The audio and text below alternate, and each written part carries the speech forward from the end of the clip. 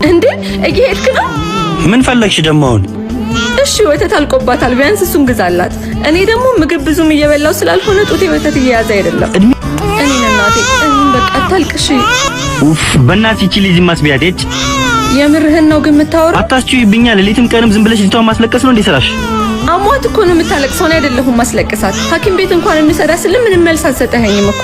ባለፈው አይደል እንዴ አሟታል ብለሽ ብር የተቀበልሽ? ለአስቤዛት ይኛለሽ ብር ከየት አመጣለሁ? ቆይ እኔ አራስ ልጅ እኮ ነው ታቅፍ ያለው። አንተ የምትሰጠኝን ብር ስንት ቦታ አደርገዋል? በይ በይ ሴትዮ ሰላም ይስጪ። ለራሴ ስንት ስራ እና ሐሳብ አለብኝ መሰልሽ። ሄሎ ጀማው ይላል። ዛሬ ይቆረጣል። ምንም እንዳያሳስባችሁ ሙሉ ወጪ በኔ ነው። እንዴ እየሄድክ ነው? ምን ፈለግሽ ደግሞ አሁን? እሺ ወተት አልቆባታል፣ ቢያንስ እሱን ግዛላት። እኔ ደግሞ ምግብ ብዙም እየበላው ስላልሆነ ጡቴ ወተት እየያዘ አይደለም። እድሜ ልክሽን ችግር ማውራት ይሆንሽ ችጋራሚዎች ሴትዮ።